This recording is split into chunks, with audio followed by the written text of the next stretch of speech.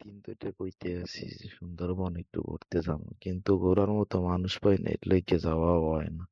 হঠাৎ করে শুনলাম কি বড় ভাইরে সবাই মিলে সুন্দরবন যাইবে, এর লইগে কইলাম কি আচ্ছা ঠিক আছে, তাইলে মোরা মিস করবো কি লইগে মোরাও যাবো।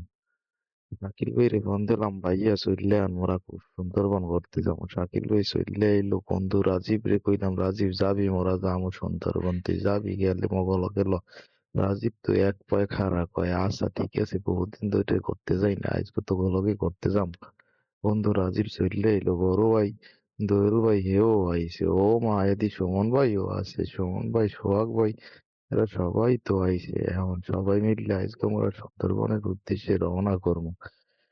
যাইতে যাইতে যাইতে যাইতে দেখলাম কি চললে এলাম সুন্দরবন খেওয়াঘাট। খেওয়াঘাট দিয়ে উঠতে উঠলাম খেওয়ায়, খেওয়ায় ওঠার পরে কি খেওয়ালাই কইতে আছে, ভাই যাইতে আরো মগো আধা ঘন্টা সময় লাগবে। গেলাম মোরা সুন্দরবন, সুন্দরবন যাইয়ে দেই ও কি চিন্তা ভাবনা করে রয়েছি, বাঘ ধরমু, বাঘের তো কোনো খোঁজ খবরই নেই। ও মা, একদি বড় বড় বান্দর, বান্দর গুলো কি সুন্দর লাফালাফি করে। কতক্ষণ পরে যাইয়ে দেই বান্দর, ও বাবা এদি আবার কুমিরও আছে। কতক্ষণ পর দেই বুঝলাম যে বনের মধ্যে কুমির, হ্যাঁ দেখি না এদি বান্দা কুমির। কতক্ষণ পর করতে গেলাম, যাইয়ে দেখি বিশাল একটা টাওয়ার, টাওয়ারের উপরে উঠলাম। উঠতে ও মা, মাসুদ দিয়ে আবার সেলফিও তোলে। সুজনও তো ঘোরে। আর খুব মজাই করলাম যাইতে যাইতে। গাড়ির মধ্যে বইয়া বন্ধু নাইম কি সুন্দর একটা নাচ নাচছে।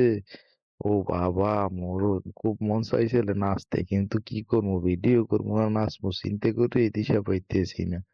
বাবা, এককালে মোরা তো খুব মজা করছি, মজা পাইতে পাইতে ও বাবা, আল্লাহ দেখছো নি